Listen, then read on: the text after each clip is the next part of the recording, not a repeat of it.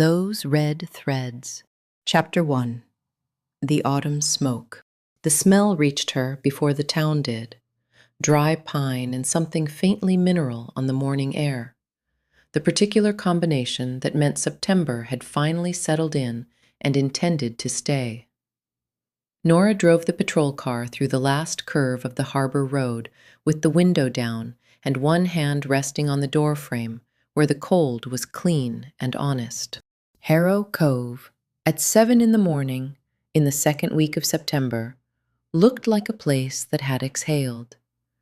The summer people were gone. The benches outside the post office held nobody.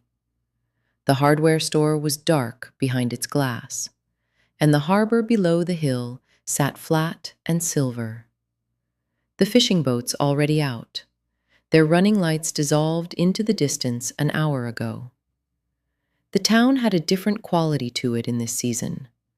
Not emptier, exactly, but more itself. The way a person looks when they stop performing for company. She was glad for it every year. She took the long way through the square, no reason except habit and the quality of the light, which was doing something particular to the maple at the corner of the post office, turning the uppermost leaves a color between gold and copper that would be gone by afternoon. She drove slowly enough to see it properly. Marcus Brody was parked at the far end of the square, near the hardware store loading bay. His delivery truck sat with the engine off and the cab door open. He was standing beside it with a rag in one hand, working at the knuckles of his right hand with the focused attention of a man solving a problem. The rag was dark. He was not rushing. He worked at each knuckle in turn with the methodical patience of someone who understood that a thing done carelessly would only need to be done again. When the patrol car entered his peripheral vision, he turned away from it completely. Not a flinch, not a startled reaction, a deliberate repositioning, smooth and unhurried. The way a man moves when he has already thought about what he would do if this moment arrived, and has decided that turning away is better than any alternative. Nora registered it and drove past without slowing. She filed it the way she filed things that did not yet have a place. Marcus Brody ran the chemical supply operation out on Route 9, serviced most of the small workshops in the county. She had no reason to stop. She drove the rest of the square and turned south toward the waterfront road. The morning stayed clear. She checked the harbor path, the boat ramp, the small park at the end of the commercial pier, where teenagers sometimes left things that required documentation. Nothing today. The water was flat enough to show the far shore of the inlet and the dark line of the pine forest running along it. And she sat for a moment at the end of the pier road with the engine idling and the cold coming through the window, and thought that September in Harrow Cove was still the best thing she knew about living here. She was back at the station by 9:30, finishing the paperwork on a boundary dispute out on Aldermore Lane, when Cole appeared in the doorway. He was holding his phone in one hand and his reading glasses in the other, which meant the call had come while he was at his desk, and he had not had time to set either thing down before coming to find her. He said the apprentice out at the dye works on the Western Road had called it in. Julian Vance, found in the drying room, in the armchair near the ventilation stack, not breathing, skin already cold when the apprentice arrived. Cole said it looked like a stroke. Nora was already reaching for her jacket.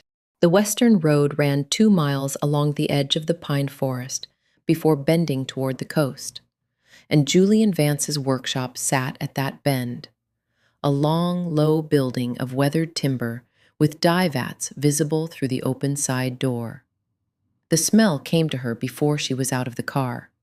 Vinegar and dried herbs, and underneath those, something mineral, something that sat at the back of the throat. The apprentice. A young man named Devon was on the steps outside, with his hands pressed flat on his knees. He told her what he had found, in the careful, flat voice of someone keeping the facts in the right order by force of concentration. He had arrived at 8:30, coffee in the front room. He had gone to the drawing room to check the temperature on the ventilation stack and found Mr. Vance in the armchair. He had not touched anything. He had gone outside and called. Nora thanked him and went in. Cole was already in the drawing room. It was a long, narrow space with low ceilings and wooden slat walls hung with bolts of dyed cloth in shades of red that went from pale rose to something nearly black. Julian Vance sat in the armchair at the far end with his eyes closed and his hands in his lap, and the stillness of him was absolute. Cole said the county medical examiner was on her way. No sign of disturbance. His read was cardiac, possibly compounded by the sealed working environment. Julian Vance kept long, solitary hours in here. The ventilation stack ran warm and close when sealed for a drying run. Nora listened and looked at the room. The work table beside the armchair held Julian Vance's tools in a row: handled scissors, bone folders, small brass clamps. Each one carried the reddish mark of years of dye work. Color worked into the grain of the handles and deep into the joints, the kind of stain that becomes part of the object. Each one, except the large fabric scissors at the left end of the table, the handle on those scissors was wrapped in green leather, dark green, the color of pine needles in shade. The wrapping was new. The leather was clean, not a trace of the red that marked every other surface in the room, not a single mark from the work that had been done in this space for years. Nora looked at it for a moment. Then she took out her notebook and wrote down what she saw, exactly as she saw it, without interpretation. She did not say anything to Cole. Outside. The pine forest held the morning light at its edge, the way it did every September, bronze and unhurried, and the town went about its day below the hill. And Nora stood in the doorway of the drawing room and thought about a pair of scissors that had no business being clean. Chapter 2. The Clean Scissor.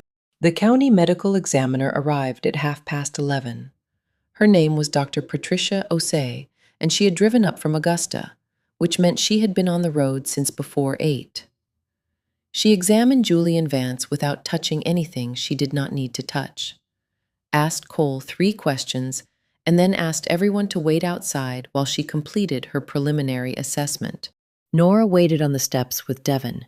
He had stopped pressing his hands on his knees and was now holding a paper cup of coffee that had long gone cold. She asked him about the ventilation stack. He said Mr. Vance always sealed it when he was doing a long drying run, kept the temperature stable.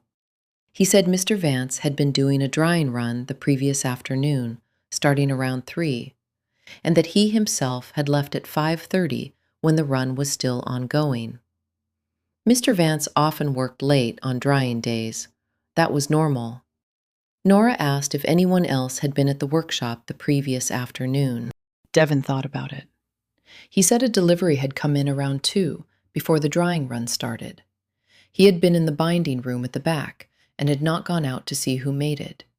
He heard the truck, but that was all. Nora wrote it in her notebook. Cole came out and told them Dr. Osei wanted another 20 minutes. He looked at Nora and said she could go back inside if she wanted to take another look at the inventory list for the county report. It was the kind of thing Cole said when he had noticed her noticing something and did not want to make a point of it directly. She went back inside. The front room of the workshop smelled of paper and beeswax. Julian Vance's binding work occupied the long table along the north wall.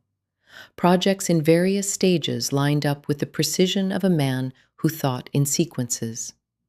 A manuscript in a cracked vellum cover, a ledger with its spine partially detached, a small leather journal with a green ribbon marker, its pages swollen with age.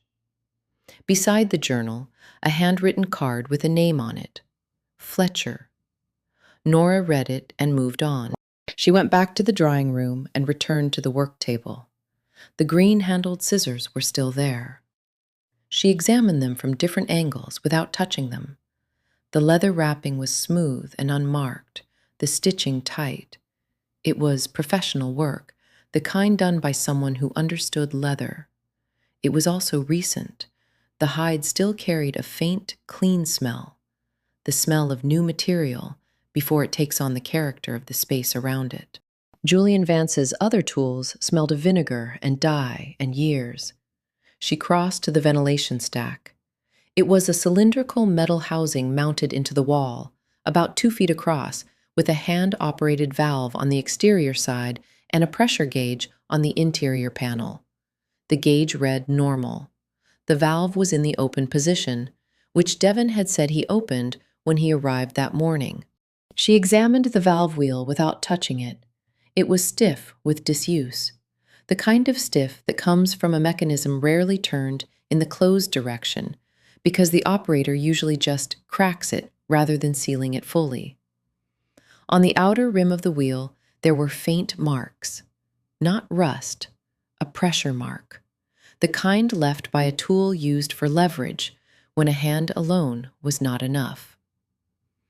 Dr. Osei found her there and said she was ready to give Cole her preliminary findings. Nora followed her out. In the front yard, with the pine forest behind them and the morning air still clean and cold, Dr. Osei said the presentation was consistent with acute pulmonary edema.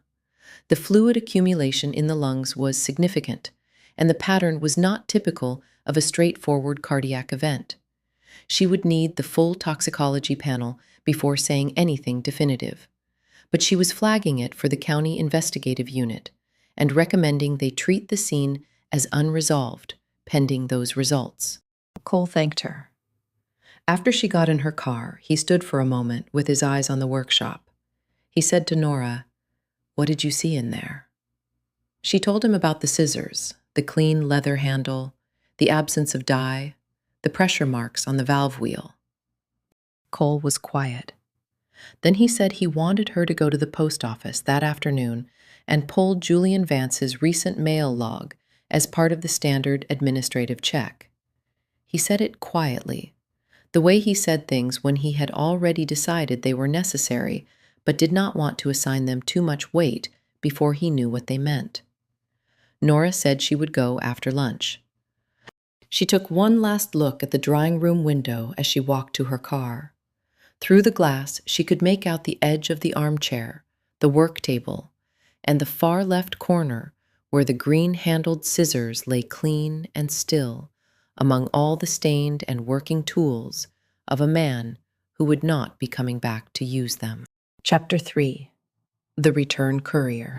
The post office in Harrow Cove occupied the ground floor of a building that had been 3 different things before the Postal Service took it over in 1962. The current postmaster, a woman named Ruth Callan, had worked the counter for 21 years and remembered every piece of registered mail that passed through her hands the way other people remembered birthdays. Nora came in at 1:30 and asked about Julian Vance. Ruth set down the package she was labeling and looked at Nora over the top of her glasses. She said Julian had come in the previous afternoon, around 4:30. He was carrying a flat document box, the kind used for sending fragile papers, taped carefully on all sides. He wanted to send it registered and insured to an environmental compliance office at the state level. She named the office. Nora wrote it down. The problem, Ruth said, was the secondary postage stamp. Shipments above a certain declared value going to state government offices in that particular division required a supplemental county seal stamp, a procedural requirement that most people did not know about because most people did not send things to that division. Julian had not known about it. He had filled out the form correctly in every other respect. Ruth had explained the situation. Julian had been frustrated but not angry. He said he would take the box back to the workshop, make the correction, and return the following morning. He had taken the box and left. Nora asked if Ruth had seen what was inside. Ruth said no. The box was sealed. But Julian had declared the contents on the form as chemical analysis documentation and material samples, research grade.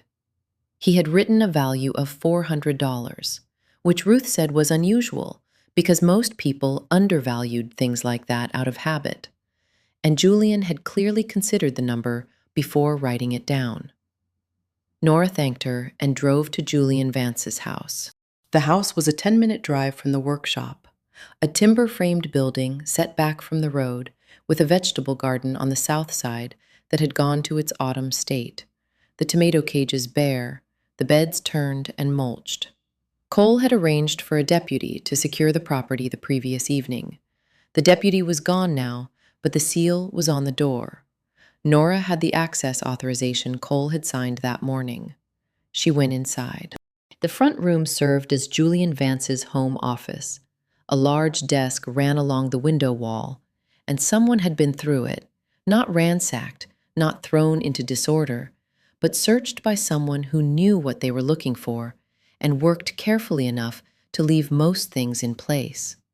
The desk drawers were pushed fully closed, which was not how people usually left drawers they had been working in themselves. The surface held a cleared space near the center, a rectangular outline where something had rested long enough to leave a faint mark in the dust.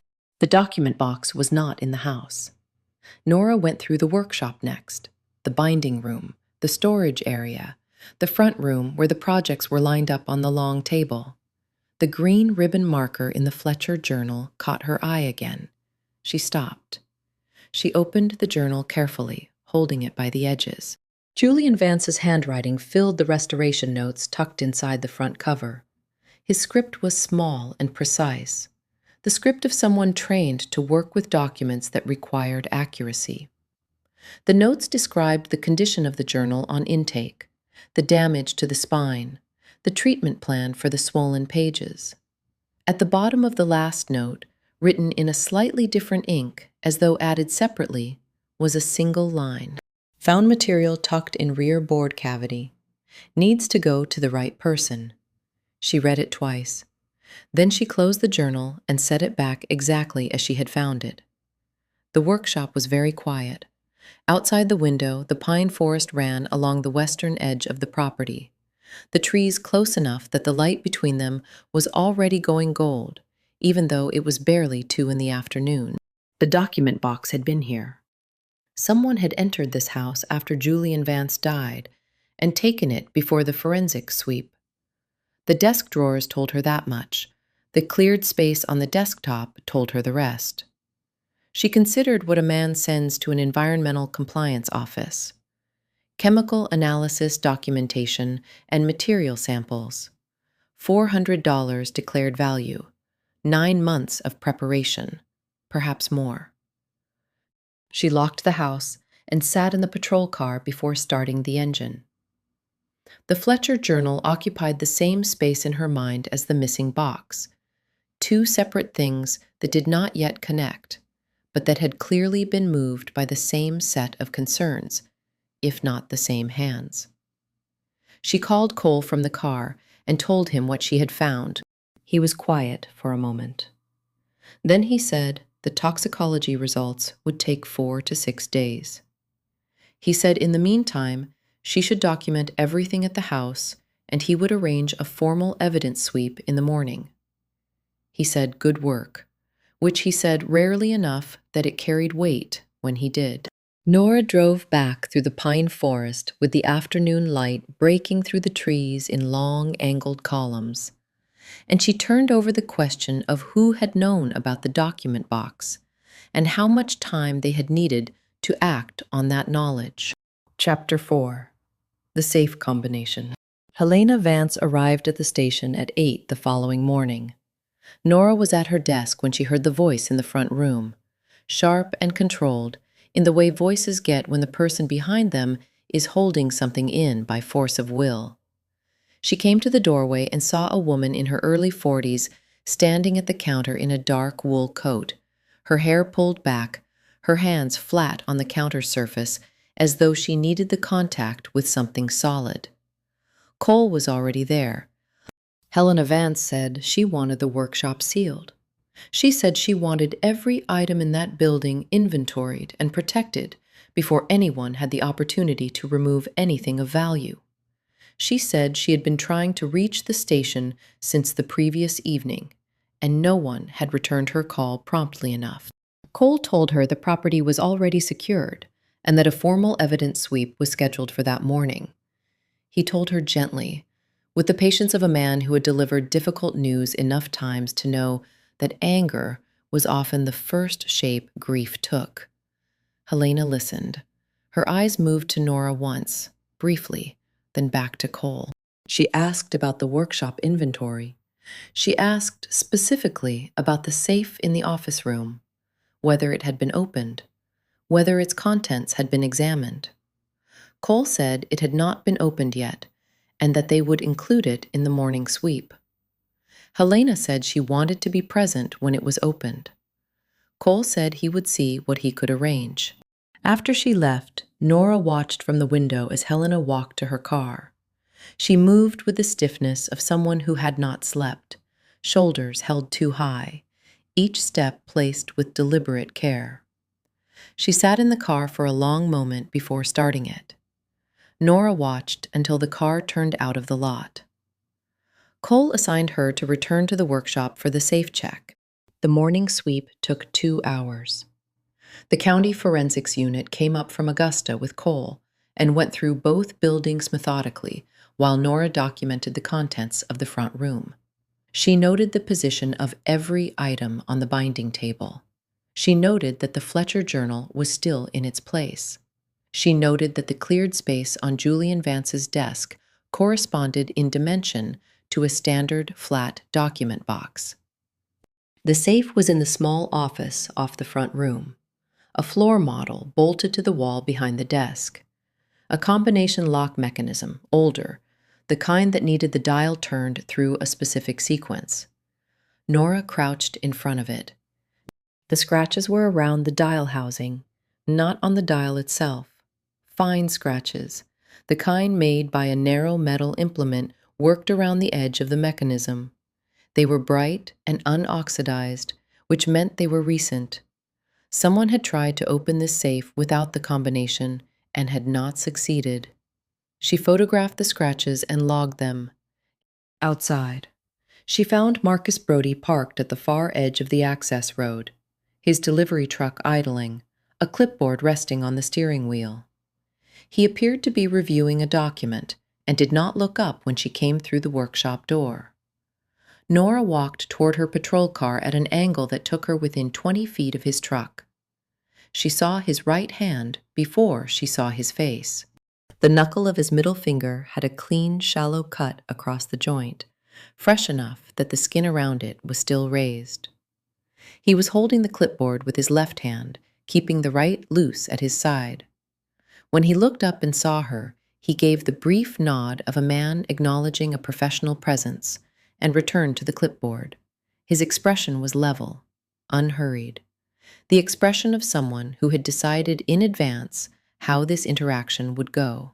Nora nodded back and got in her car. She sat without starting the engine. Through the windshield, she could see the edge of the workshop roof and the white of Marcus Brody's truck at the periphery of her vision. A cut on the right hand, the kind that comes from a tool slipping under sudden force against something that resists. She had seen the pressure marks on the valve wheel. She held the two things side by side in her mind without connecting them yet, because connections made from two pieces of information had a way of closing off the third. She started the car and drove back toward town. That afternoon, she found a message from Cole on her desk. The preliminary toxicology screen had returned early. The results were flagged urgent. He wanted her in his office at 4. She was there at 10:02. Chapter 5. The Red Strand. The toxicology results were 3 pages long, and Cole had read them twice before Nora arrived. He set them on the desk in front of her without preamble. She read them standing. The fluid in Julian Vance's lungs was not simple edema. The analysis found elevated concentrations of industrial sulfate compounds, the kind used in textile processing as mordants and fixatives, but at levels inconsistent with routine occupational exposure. The concentration in the lung tissue suggested acute inhalation of a saturated aerosol rather than gradual absorption over time. The pattern was consistent with what the report called dry drowning, secondary to chemical pulmonary toxicity. The county medical examiner had appended a note. She wrote that the presentation was not consistent with accidental occupational exposure under normal working conditions. She wrote that the sealed ventilation environment of the drying room would have significantly accelerated the effect. She recommended the case be reclassified as a suspicious death pending further investigation. Cole said the State Criminal Investigation Unit had been notified. A liaison would arrive within 48 hours. In the meantime, the case was his, and he wanted everything documented and nothing moved. He looked at Nora and said she should keep doing what she was doing. She took that to mean he had read her notes from the previous 2 days. The following morning, she drove back to the Western Road alone. She parked at the workshop gate and walked the perimeter rather than going inside. The forensics unit had been through the buildings twice, and she had no interest in covering the same ground. She wanted the outside, the approach routes, the spaces between things where the careful preparation of an event sometimes left traces that the event itself did not. The workshop sat on a narrow lot with the pine forest along the western boundary and a wooden rail fence marking the southern edge where the property met a public footpath. Local fishermen used the path as a shortcut to the harbor from the residential streets above. Not heavily traveled, but not private either. She walked the path from the eastern end, moving slowly, her eyes on the fence line. The fence was old, the rails weathered gray, the uprights at irregular intervals. Most of the nails were flush with the wood or sunk below the surface. One nail, near the third post from the workshop end, stood proud by about 1/2 inch, the head catching the morning light at an angle. She crouched. On the nail head and the wood immediately around it, there was a fiber, dark red, almost the color of dried blood, but with the slight sheen of dyed wool. It was caught in a loop around the nail head, which meant it had not blown there. Something had snagged it in passing. She recognized the color. Julian Vance's signature red, the one produced from the root extract formula. She had seen enough of it in the drying room to place the shade immediately. The texture was wrong. Julian Vance's yarn was fine and tightly twisted, used for dyeing demonstrations and small decorative work. This fiber was coarser, the twist looser, the individual strands thicker, the kind used in heavy-duty matting, floor mats, the rubberized wool matting that commercial vehicles used in the cab interior. Someone had walked this path whose vehicle mat had picked up Julian Vance's dye. She photographed the fiber from 3 angles. Then she called the forensics unit and asked them to send someone for a sample collection before the afternoon rain came in off the coast. She straightened and looked along the fence line toward the workshop. From this point, the side door of the building was clearly visible. A person moving along this path after dark would have a direct line of sight to the workshop entrance and could reach it in under a minute by stepping over the fence. She walked back to her car, carrying the question of whose vehicle floor mat would carry Julian Vance's signature red. The answer that surfaced was the same one that kept appearing at the edges of the investigation.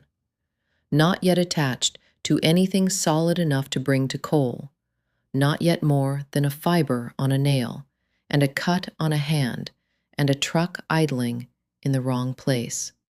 She drove back to town and kept both hands on the wheel and let the evidence stay where it was. Chapter 6. The Missing Chemical. Cole gave her the inventory authorization for the chemical storage room that afternoon. The storage room ran along the north wall of the workshop, separated from the binding room by a heavy door that Julian Vance kept padlocked when he was not working.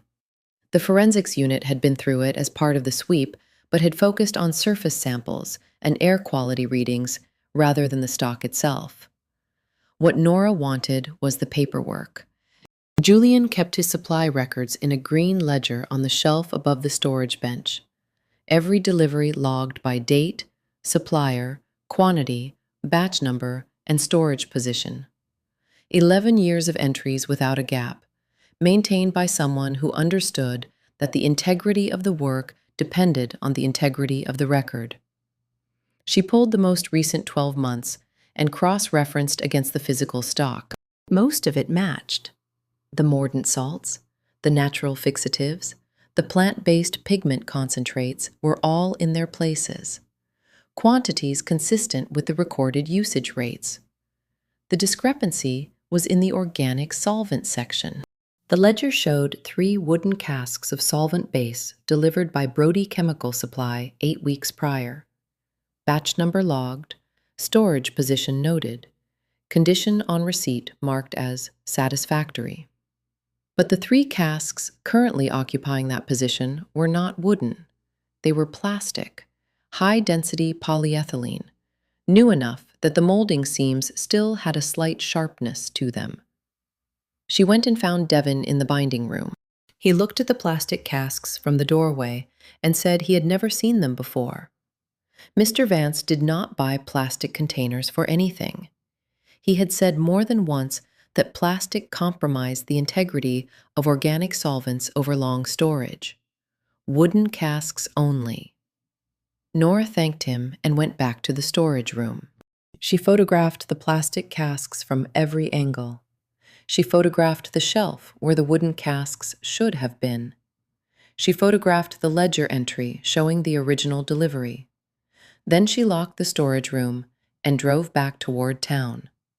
She took the long route, the one past the industrial collection yard at the edge of the commercial district. She had driven it twice now, and both times something about the yard had registered without resolving. This time, she saw it. Marcus Brody's truck was backed up to the chain-link fence at the rear of the yard. The truck bed was visible from the road, and in it were 3 wooden casks lying on their sides. The labels had been partially removed, not peeled, but scraped with something sharp. Done quickly, leaving ragged edges and the faint rectangular ghost of where the batch number sticker had been. She drove past without stopping. 200 yards down the road, she pulled over in the shadow of a pine stand and sat with the engine running. 3 wooden casks removed from Julian Vance's storage room and replaced with 3 plastic casks. Those same 3 wooden casks now in the back of Marcus Brody's truck with their identifying information destroyed. A delivery truck at the workshop on the afternoon Julian Vance died. A fiber on a fence nail dyed in Julian Vance's signature red, the kind that gets into floor mats and stays there. It was a shape, not yet a fact, a pattern of movement that pointed towards someone in that storage room between Julian Vance's death and the forensics sweep. Someone with a reason to make 3 specific casks disappear. She needed to know what those casks had contained. She pulled back onto the road and drove to the station. On her desk, she found a note from Cole saying the state liaison would arrive the following morning and he wanted her briefing notes ready by 8. She sat down and wrote everything in order, without interpretation, the way he had taught her. Outside the window, the afternoon light was going amber over the rooftops, and the harbor was a flat silver line at the bottom of the hill, and Harrow Cove was moving into its early evening, as though nothing in it had shifted. Chapter 7. The Kitchen Question. She got home at 6:30. The kitchen light was on. Nora came through the side door and stood in the entryway for a moment, letting the warmth of the room reach her. The smell was corn and wood smoke and something buttery underneath. Biscuit raised his head from beside the firewood box, assessed the situation, and put his head back down. Ed was at the counter cutting the last of the seasoned corn from the cob, working steadily, not looking up. A heavy pot sat on the wood stove with the lid slightly ajar, steam moving in slow curls toward the ceiling. The autumn corn chowder he made every year when the local corn came in, the one with the smoked fish and the cream and the small potatoes from his garden. Nora hung up her jacket and sat at the table. Ed said there was tea in the pot. She poured a cup and held it in both hands and looked at the grain of the table. Ed finished the corn, scraped it into the pot, adjusted the lid, and came to sit across from her with his own cup. He moved without hurry. He did not ask how the day had gone. He never asked that directly. He waited until she was ready to put it into words. And when she was, he listened without interrupting.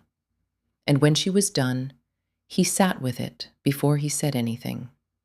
Nora had spent a long time understanding that this was the most useful thing anyone had ever given her, even though he had never framed it as a lesson.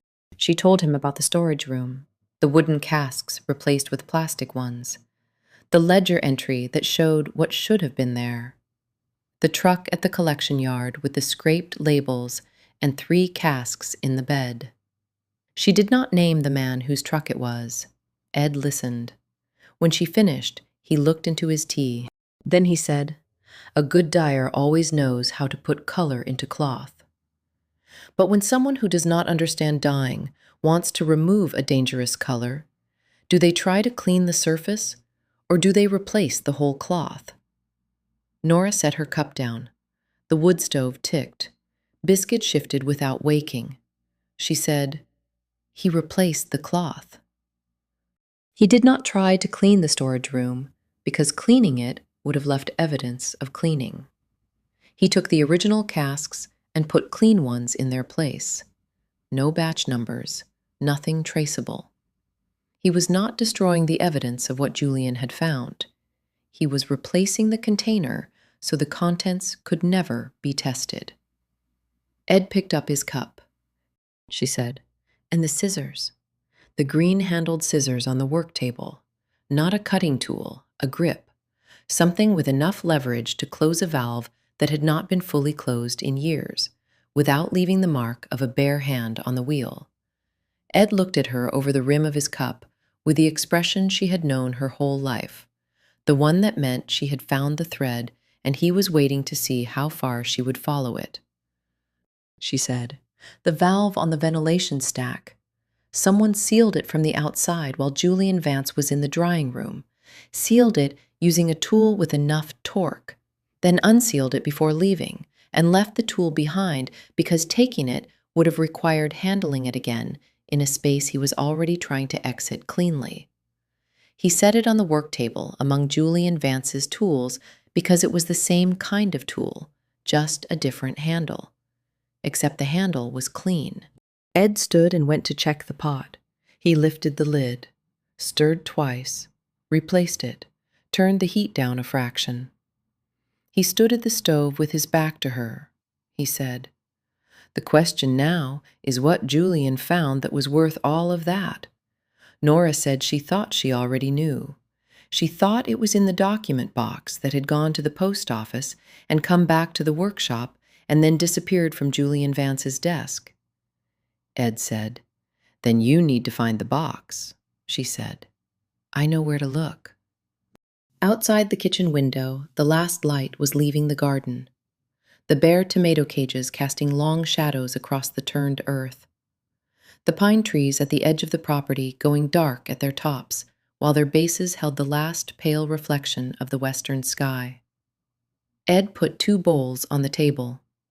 Nora picked up her spoon when he set the bowl in front of her and said it smelled good. He said it always did. Chapter 8. The Sister Acquitted.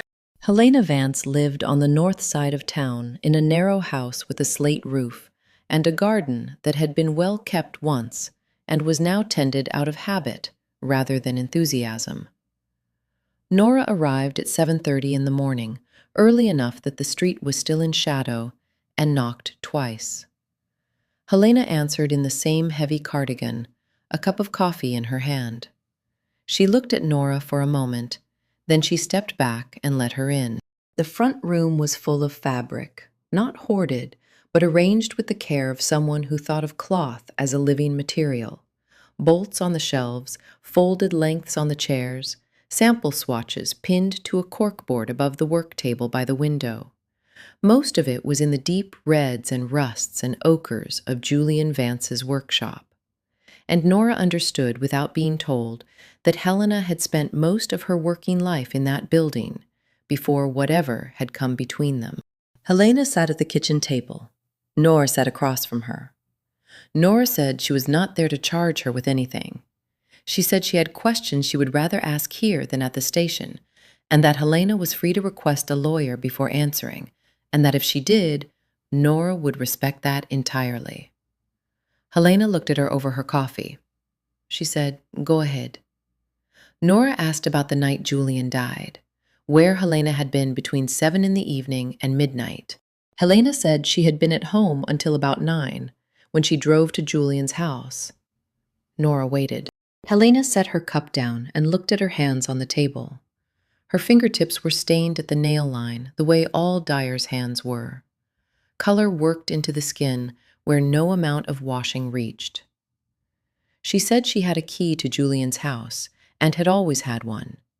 They had fought badly in the weeks before his death, worse than in years, about the formula and his plan to sell it. She had gone to the house to find the original recipe notebooks, the ones their mother had written. Julian kept the originals, and Helena had always known where. She had gone in through the back door to avoid being seen. She had found the notebooks in the cabinet beside the kitchen fireplace. She had taken them and left. She had not gone to the workshop. She had not known Julian was dead until Devon called her the following morning. Nora said, "You were seen going in through the back door." Helena said she knew. The neighbor had a dog, and she had heard the upstairs light go on. Nora asked about the safe in the workshop office. Something shifted in Helena's expression. Not guilt. Something more layered than guilt. She said she had gone to the workshop 2 nights before Julian died. She had tried to find the combination to the safe because she believed Julian had put the signed contract for the formula sale inside it, and she wanted to see what he had agreed to. She had tried to work the mechanism with a letter opener and gotten nowhere and left before anyone saw her.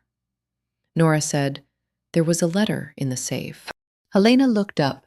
Nora did not know this for certain. The safe had not yet been opened, but she had enough of the shape of things to make a reasonable guess, and she wanted to see what Helena's face did when she said it. What Helena's face did was break. Not dramatically, a small, controlled fracture, the kind that appears when a person has been holding something rigid for a long time, and one specific pressure finds exactly the right point. Helena went to the work table by the window, opened the drawer beneath it, took out a folded piece of paper, and set it on the table between them. A letter in Julian's handwriting. Nora read it without touching it. Julian had written to his sister 8 days before he died. He told her he had decided to sell the formula, but not the way she feared. He was licensing the extraction method only, not the full production process. The corporation would not be able to reproduce the workshop results without the specific mineral content of the local water, which Julian had verified with a hydrologist. The workshop would remain the only producer of the true color. And from the licensing payment, he intended to purchase the house on Clement Street, the one their mother had rented for 30 years, and put it in Helena's name.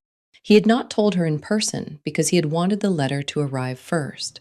He had wanted her to read it before they spoke again. The letter had arrived the day after he died. Helena pressed the heels of her hands against her eyes for a moment.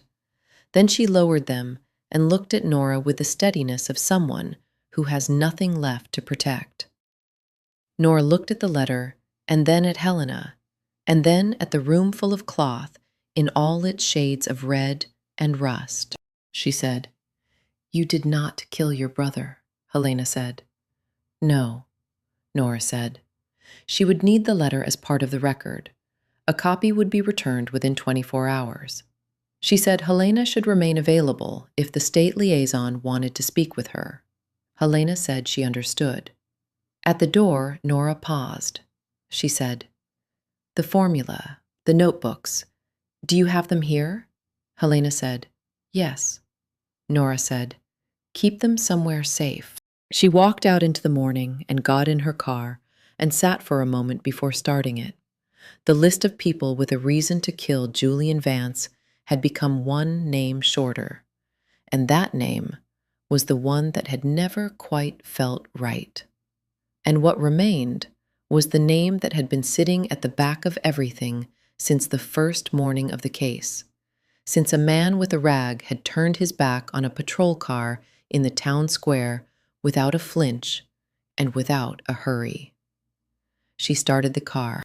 She needed one more thing before she could go to Cole. Chapter 9. The Green Handle. She drove to Brody Chemical Supply the following morning with a clipboard and a standard permit inspection form. The annual chemical transport compliance check was a routine that Cole ran every October on all licensed suppliers in the county. It was not yet October, but it was close enough that no one would question the timing. And Nora had asked Cole the previous evening if she could take the Brody inspection off his list this year.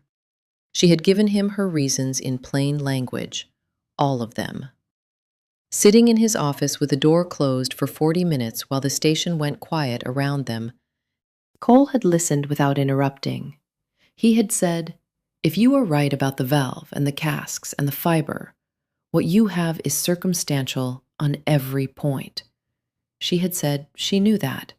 He had said, "What do you expect to find at the supply depot?"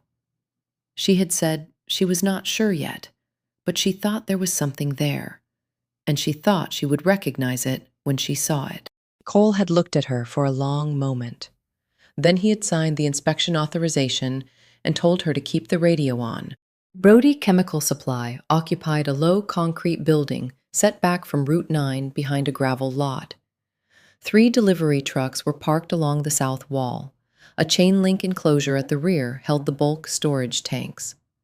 When Nora pulled in, Marcus Brody came out of the main building door and walked toward her with his hands in his jacket pockets and his face arranged in the careful neutrality of a man who had been rehearsing this moment. He said, "Good morning." He said he had his transport manifests ready. She said she did, and followed him inside. The office was a small square room with a desk, 2 filing cabinets, and a wall calendar from a Portland marine supply company. On the floor beside the desk was a metal toolbox, the kind with a hinged lid and a lift-out tray. The tray was partially open. She could see pliers, a box wrench, a short pry bar laid in a row. At the far left end of the tray there was a gap, a rectangular depression in the dust that had accumulated around something stored there long enough to leave its outline behind. The gap was the size and shape of a large-handled scissors. Marcus set a folder of manifests on the desk. She looked at his hands when he did it. The cut on the knuckle of his right middle finger had closed over but not smoothed out. The skin still raised at the edges the way a fresh wound heals when it has been put under repeated stress. On the pad of the same finger, at the base near the knuckle, there was a small patch where the skin texture was different, slightly glazed, the kind of mark left by contact cement that has been applied and removed. She asked him about his schedule for the evening of the 14th. He said he had been here, finishing invoicing. She asked if anyone could confirm that. He said he had been alone. She asked about the delivery to Julian Vance's workshop on the afternoon of the 14th. He said it was a routine restock, mordant salts. He found the manifest page and pointed to it. The entry was there. Signature line blank, because Julian had not been available to sign. She asked why the signature line was blank. He said Julian had been in the back of the workshop. She asked which entrance he had used. He said the side door. She asked if he had gone into the drying room. The pause was 4 seconds. She counted them without moving her eyes from the manifest page. He said no. She looked up from the manifest and looked at him directly for the first time since they had come inside. He held her gaze with the steadiness of a man who had decided that steadiness was his best remaining option. She said, "Mr. Brody, the toxicology panel found industrial sulfate compounds in Julian Vance's lungs at concentrations that are not consistent with occupational exposure.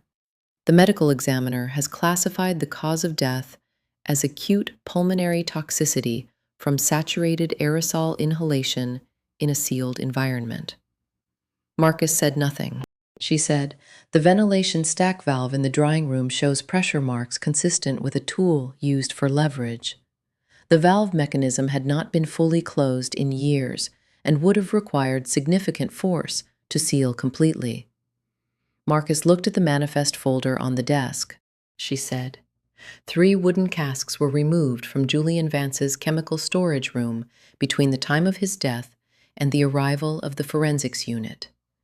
They were replaced with 3 plastic casks that Julian Vance did not purchase and would not have purchased. Those 3 wooden casks are currently in the bed of your truck under a canvas tarp behind the secondary storage building on this property. Something changed in Marcus Brody's face. Not a collapse, a settling. The way a structure settles when the last thing holding it up is removed. He said, "You cannot move those casks without a hazardous materials permit." She said she was aware of that. He said, "They cannot be driven anywhere until the certified disposal contractor comes. The contractor has a scheduled pickup at the end of the month. If you move them without the proper vehicle, you will contaminate everything they touch." She said, "Is that why you kept them?" He looked at her. She said it again. "Is that why you kept them here instead of disposing of them after Julian Vance died? Because you needed the certified contractor, and the contractor was not due until the end of the month." The silence in the office was complete. Outside, she could hear the wind moving across the gravel lot, and somewhere behind the building, a chain-link fence shifting in it. Marcus Brody sat down in the chair behind the desk. He sat down the way men sit when they have stopped performing and have nowhere left to go. He put both hands flat on the desk surface and looked at them. He said, "Julian had everything. 9 years of samples, chain of custody documentation, lab analysis from 3 independent contractors. He had been building it for 9 years, and I did not know until he came to me 3 weeks ago and told me he was giving me the chance to self-report before he sent it to the state." She waited. He said, "I told him I needed time to think. He gave me a week. At the end of the week, he came back and said he was sending it regardless, and that he had already made copies and given them to someone he trusted in case anything happened to him," she said. "Had he—" Marcus looked up. She said, "Had he actually given copies to someone?" Marcus said, "I did not know. I could not know. That was the problem. If I let him send the report and tried to handle it through lawyers, the copies could surface anywhere. If the copies existed, the report would reach the state eventually, no matter what I did to the original. But if Julian Vance was not alive to direct people to the copies, they might sit wherever they were for years before anyone knew what they were looking at." He stopped. She said nothing. She let the silence do what silence does. He said, "It was not a decision I made. It was a calculation I made, and then I stopped being able to think about it as anything else." She said, "And the document box?" He said he had gone back to the workshop the following morning before anyone else arrived. He had found the box on the desk and taken it. He had not found any copies. She said, "There were no copies." He looked at her. She said, "Julian Vance told you there were copies because he was afraid of exactly what you did. There were no copies. He was a man working alone who had spent 9 years on a document he believed in, and he was frightened, and he tried to protect himself with a bluff." Marcus Brody looked at his hands on the desk for a long time.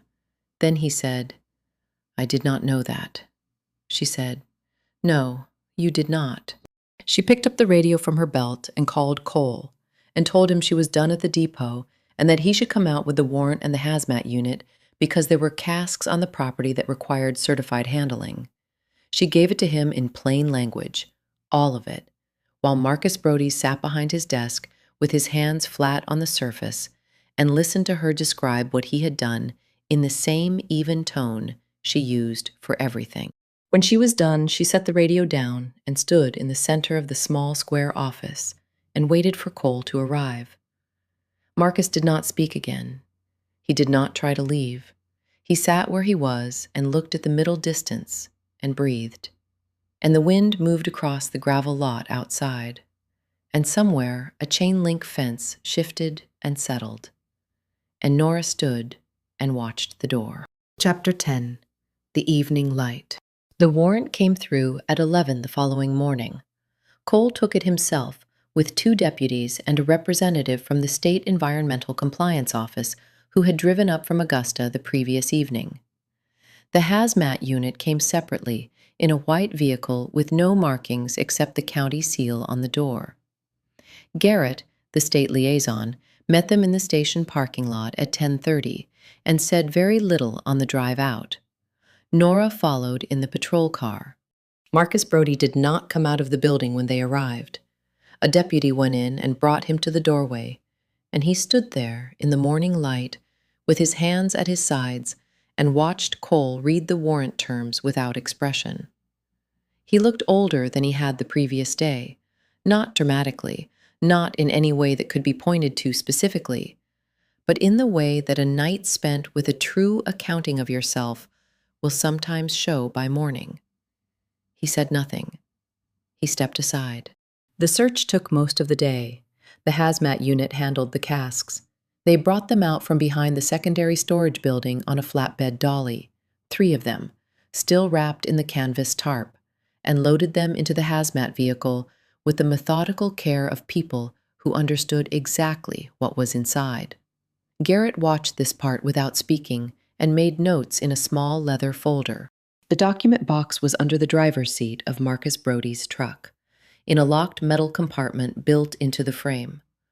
Cole opened it with the key from Marcus Brody's keyring and lifted the box out himself and carried it to the hood of the nearest vehicle. It was intact. Taped on all sides in Julian Vance's handwriting, a dress label filled out in the same small, precise script that Nora had seen in the restoration notes inside the Fletcher journal. Cole opened it carefully and looked at the contents without removing them, and then looked at Garrett. Garrett read the first 3 pages, standing in the gravel lot with the wind coming off the pine forest behind the depot. Then he stepped away and made a call. The green-handled scissors were found wrapped in brown canvas behind the passenger seat. Cole held them up in the evidence bag and looked at them for a moment.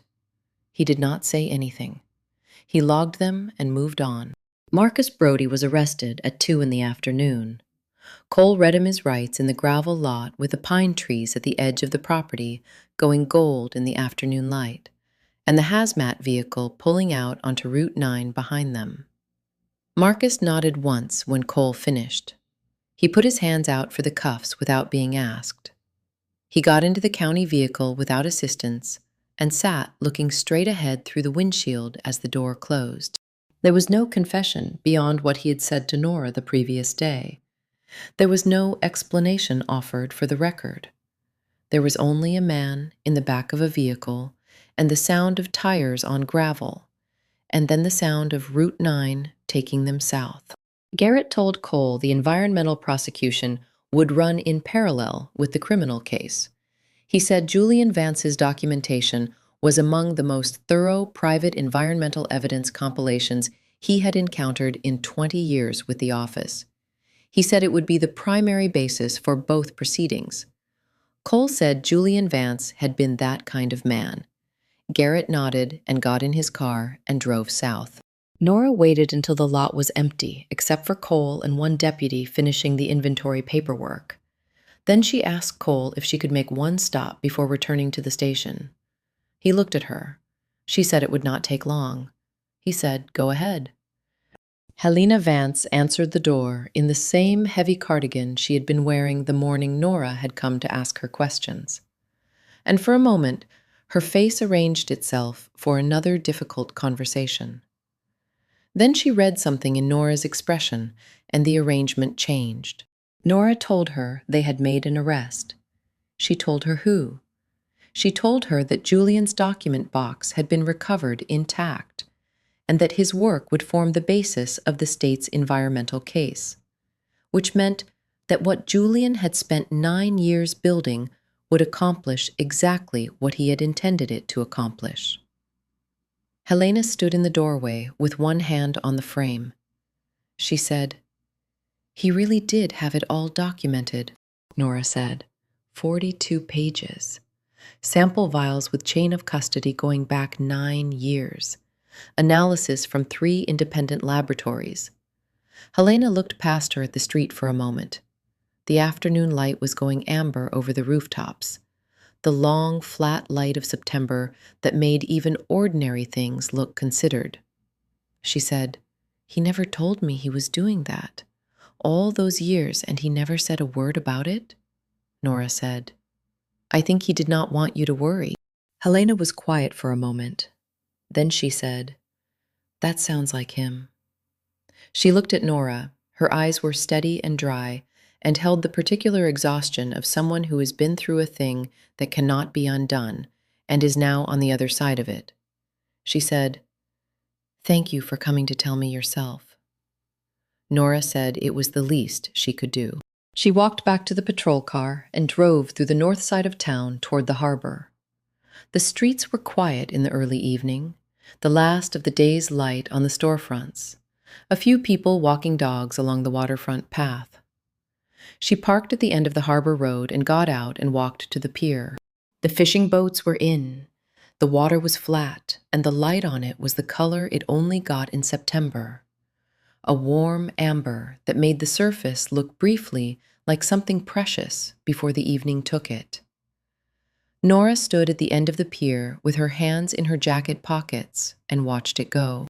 She thought about Julian Vance working alone for 9 years, collecting samples, logging dates, sending material to independent laboratories under careful cover, building a case with the same patience and precision he brought to restoring a damaged binding or producing a color that no one else in the state could reproduce. Doing it quietly, without telling his sister, without telling anyone, because he understood that the value of the work was in its integrity, and that integrity required silence until it was complete. She thought about the letter to Helena, the house on Clement Street, the licensing arrangement that would have kept the workshop alive, all the things he had worked out carefully and set in motion, and not yet had the chance to explain. She thought about Marcus Brody, sitting behind his desk with his hands flat on the surface, saying, "It was not a decision I made. It was a calculation I made." She stayed at the pier until the amber was gone from the water, and the harbor had settled into its evening gray, and the cold coming off the coast had worked its way through her jacket. Then she turned and walked back along the waterfront to the car. The drive home took 10 minutes. She went through the town square, past the post office, where Ruth Callan had remembered a flat document box and a man who had filled out every field correctly except one. Past the hardware store, past the bench where no one sat at this hour in this season. She pulled into the gravel drive and cut the engine. The kitchen light was on. Through the window she could see the warm yellow of it against the early dark, and the shadow of Ed moving at the counter, and the smaller shape of Biscuit on the floor beside the firewood box. She sat in the car for a moment. Julian Vance had spent 9 years on something he believed in and had not lived to see it through. The work would go forward without him. The report would reach the people it was meant to reach, and the case would be made, and Marcus Brody would answer for what he had done. The formula was in Helena's hands. The house on Clement Street was not yet purchased, but the letter that promised it existed, and Helena had it, and knew what her brother had intended. None of that returned anything, but it was not nothing either. She got out of the car and pushed the gate open and walked up the path to the house. Biscuit heard her on the steps. She heard the single, short bark on the other side of the door, the one that meant he already knew who it was and was simply noting the fact of her return for anyone who might be interested. She opened the door and went inside.